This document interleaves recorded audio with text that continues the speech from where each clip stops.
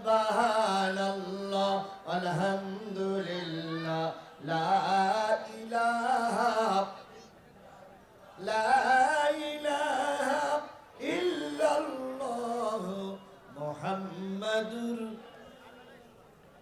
জোরে একটা তাকবীর দিবেন, নারায়ে তাকবীর, লিল্লাহি তাকবীর। আল কোরআনের আলো,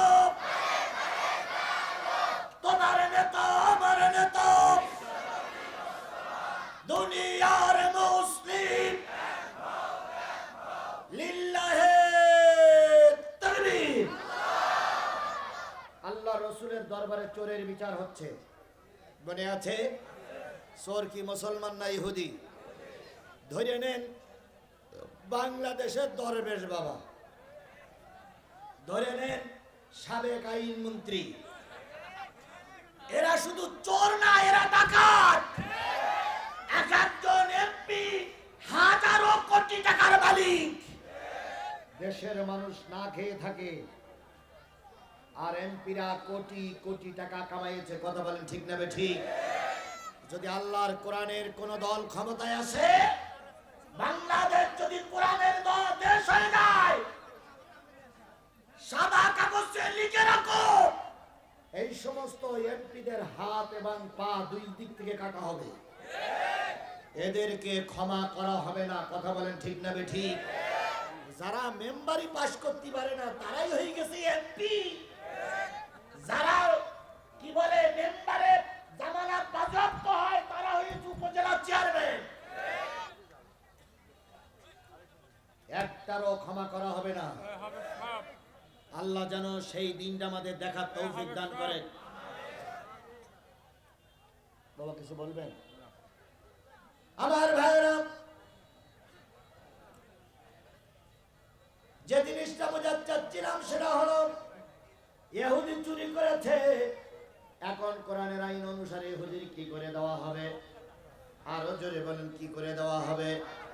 মুসলমান সাহাবীগণ আবু বকর সিদ্দিক, ওমর, ওসমান, আলী সহ এনারা চিন্তা করলেন, যদি এখন একজন বড় লিডারের হাত কেটে দেওয়া হয়, গৃহযুদ্ধ শুরু হবে। সেই যুদ্ধের কারণে মুসলমানরা সমাজে টিকে থাকতে পারবে না। কিন্তু বড় বড় সাহাবীগুলো অনুরোধ করতে সাহস পাইলেন না। সবাই মিলে ওসামার কাছে গেল, যে বলল, ও ওসামা, তোমার নানা তোমারে খুব ভালোবাসে, তুমি একটু বলো চোরের হাত কাটাটা জানে এখন বন্ধ থাকে। কারণ ওরা বিরাট পাওয়ারে, ওদের বিরুদ্ধে গেলে দেশ ধ্বংস হয়ে যাবে।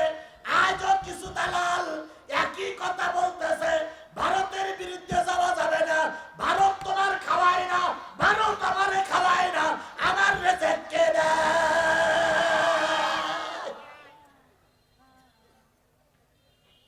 স্পষ্ট করে শোনো, এই ভারতের সঙ্গে মুসলমানদের যুদ্ধ বাঁধবে রাসূল 1450 বছর আগে বলে গেছে। সেই যুদ্ধে অনেক মুসলমান শহীদ হবে, অবশেষে ওই যুদ্ধে আল্লাহ পাক মুসলমানদের বিজয় দেবে। রাসূলের সব ভবিষ্যৎবাণী যদি সত্য হয়, এটা আজ হোক কাল হোক হবেই। সুতরাং ভয় পাওয়ার কোনো কারণ নাই। ও পাশে আছে পাকিস্তান, আর একদিকে আছে আফগানিস্তান, আমরা বাংলাদেশ, এরপরে ভারতের ভিতরে আছে কাশ্মীর। জোরে বলে ঠিক না ঠিক? সবাই যদি নারায়ে তাকবীর দিয়ে রাস্তায় নামে, আল্লাহর কসম ভারত পালিয়ে যাওয়ার সুযোগ পাবে না। যখন বাবরি মসজিদ ভাঙা হয়, আল্লামা সাঈদী বক্তৃতার মঞ্চে বলেছিলেন, বাবরি মসজিদকে যেমন ভেঙে খান খান করেছো, ভারত তুমি একদিন ভেঙে খান খান হবে। আল্লামা সাঈদীর সব ভবিষ্যৎবাণী কাজে লেগেছে না লাগেনি? আল্লামা সাঈদী বলেছিলেন, উত্তর গগনে কালো মেঘ জমেছে, ঝড়ের পূর্বাভাস লক্ষ্য করছি, শক্ত হাতে মোকাবেলা করতে না পারলে অবশ্যই রাত আসবে তার সবে সাদে। কথাটা সঠিক না বেঠিক? তাই আমরা 15.5 বছর দেখেছি। কথা বলেন ঠিক না বেঠিক? আল্লামা সাঈদী বলেছিলেন, অত্যাচার বন্ধ করো, আলেম ওলামাদের গ্রেফতার বন্ধ করো, নতুবা এমন সময় আসবে পালানোর জন্য ইঁদুরের গর্ত খুঁজে পাবে না। সেটা কাজে লেগেছে না লাগেনি? আল্লামা সাইদি বলেছিলেন, মৌলবাদ মৌলবাদ বলে গালিগালাজ দিও না, আমরা 12 কোটি আছি গাছের গোড়ায়। বেশি বাকবাকুম করবা, গাছের গোড়া ধরে নাড়া দেব। দিল্লি মামুর বাড়ি যেয়ে পড়বা, কিয়ামতের আগে আর ঢুকতে পারবে না। গেছে মামুর বাড়ি। এই সব কটা ভবিষ্যৎবাণী যদি সত্য হয়ে থাকে, আল্লামা সাইদি তার জবানিতে বলে গেছে ভারত একদিন খান খান হবে। আর সেই খান খানের কথা আল্লাহ রসুল বলে গেছেন। কথা বলেন ঠিক না ঠিক? সুতরাং আল্লাহ রসুলের ভবিষ্যৎবাণী কখনো বৃথা যেতে পারে। আজকে তুমি চুপ করে থাকলেও ভারতের সঙ্গে যুদ্ধ হবে, লড়াই করলেও ভারতের সঙ্গে যুদ্ধ হবে। সেই যুদ্ধে মুসলমানদের আল্লাহ বিজয় দেবে। আল্লাহ রসুলের কাছে ইহুদি আসলেন, আজান মনে হয় পাশের মসজিদে হচ্ছে। আমি প্রায় জায়গায় দিনের বেলায় দাওয়াত নেওয়ার পক্ষপাতী না। বলেন এই মাহফিলের কোন দিক গেলাম? ভালোর দিক গেলাম না মন্দর দিক গেলাম, না মাঝখানে থাকলাম, না উপরের দিক গেলাম, না নিচের দিক গেলাম? কোন দিক গেলাম? কোন দিক হইল না। এখন আপনারা যাবেন আর বলবেন কি যে হুজুর শেষ বলতে চাইছিল বুঝলাম না। তারপরে কিছু লোক বলবে হুজুর কা লোক খুব, 3টে 4টে দাওয়াত দেয়। দাওয়াত নিয়ে এখানে একটু ওখানে একটু বলে। ও ভাই, আমি 3টে 4টে দাওয়াত নেওয়ার পক্ষপাতী না, আমি একটা দাওয়াত নেওয়ার পক্ষপাতী। কর্তৃপক্ষকে অনেকবার বলেছিলাম দিনের বেলায় লোক আসবে হাজার হাজার, যাওয়ার সময় মন খারাপ করে চলে যাবে। এখন দেখেন আজান হয়ে গেছে। আজানটা বড় না নামাজটা বড়? নামাজটাই বড়। আমরা নামাজের জন্য যাব। আমার কথাটা সংক্ষেপে বলে দেই। ওসামা নবীর কাছে দাবি করেছিলেন, কিন্তু রাসূল সাল্লাল্লাহু আলাইহি সাল্লাম সে দাবি রাখেন নাই, ইহুদির হাত কেটে দিয়েছিলেন। আজকে যদি ইসলাম প্রতিষ্ঠিত হয়, কে কে জামাত ইসলাম, কে বিএনপি, কে আওয়ামী লীগ, ওইটা কোরআন দেখে না। কোরআন দেখে তার আইন চলুক। কোরআনের আইন দিয়ে আমার দেশ চলুক, এটাকে আপনারা চান? কোরআন দিয়ে আমাদের সংসদ চলুক, এটাকে আপনারা চান? আমরা তো বিগত অনেক বছর ধরে অনেক সরকার দেখলাম, এবারে একটা কোরআনের সরকার দেখতে চান? একটা বারের জন্য আপনাদের পায়ে ধরে অনুরোধ করি, একটা বারের জন্য কোরআনওয়ালাদের জাতীয় সংসদে পাঠান। একটা বার। যদি ভালো কাজ না করতে পারে 135 তালাক দেব। কত তালাক? 135 তালাক দেব। যেটা ইসলামের নাম করে ভোট চাতে আসবে তাকে বলবো যে তুমি তালাক। একটা বার অন্তত দেখি। আমরা তো 4-5 বার বিয়ে করেছি, 4-5 বার বিয়ে করি, কোনো বউ টিকিনি।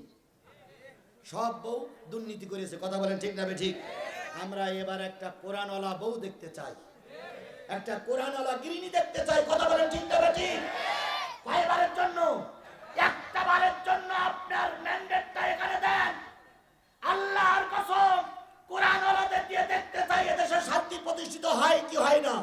যদি না হয় আর পায়ে ধরবো না, আর অনুরোধ করবো না। একটা বার কোরআনের পক্ষের শক্তিকে বিজয় করতে হবে। কারা কারা কোরআনের পক্ষের শক্তিকে বিজয় করতে রাজি আছেন? 2 হাত উঁচু করে আল্লাহরে দেখান।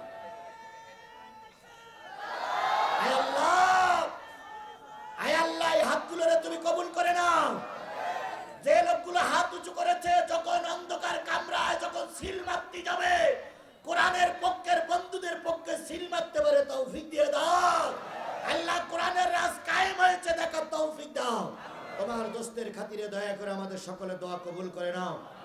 আমিন সুম্মা আমিন বিজুদিকা আমিন বিনতি নানিকা আমিন ইয়া আল্লাহ ইয়া রাব্বাল আলামিন। হাত নামান। এখনই আজান হবে বা জামাত নামাজ হবে। আজান এখানেই হবে, এখানেই যার যার উজু আছে কাতারবন্দি হবে। মহিলাদের পক্ষ থেকে আল্লাহুম্মা আমিন। ربنا ظلمنا أنفسنا وإن لم تغفر لنا وترحمنا لنكونن من الخاسرين ربنا إننا آمنا فاغفر لنا ذنوبنا وقنا عذاب النار رب ارحمهما كما ربياني صغيرا وقل رب ارحمهما كما ربياني صغيرا মহিয়ান গরিয়ান সর্বশক্তিমান আল্লাহ, দিনের বেলায় মাহফিল হাজারো মানুষকে নিয়ে তোমার কাছে হাত তুলেছে আল্লাহ। এই মাহফিল আমাদের সকলের নাজাতের জরিয়া বানায় দাও। মাহফিলের ইন্তজাম যারা করলো, শোনার জন্য যারা আসলো, যারা টাকা দিল, কিয়ামতের দিন মুসিবতের কালে আমাদের সবাইকে এই মাহফিল মুক্তির ব্যবস্থা করে দাও। এই মাদ্রাসাকে কিয়ামত পর্যন্ত কবুল করে নাও। আজকের রাতের মাহফিল এবং আগামী কালকের রাতের মাহফিল তুমি কবুল করে নাও। দয়া করে আল্লাহ আমাদের সবাইকে কোরআনের পথের প্রতীক হয়ে চলার তৌফিক দাও। একটা বার কোরআনের রাজ কায়েম হয়েছে, আমাদের দেখে মৃত্যুবরণ করার তৌফিক দাও। সুবহান রাব্বিকা রব্বিল ইজ্জাতি আম্মা ইয়াসিফুন ওয়া সালামুন আলাল মুরসালিন ওয়ালহামদুলিল্লাহি রাব্বিল আলামিন। আসসালামু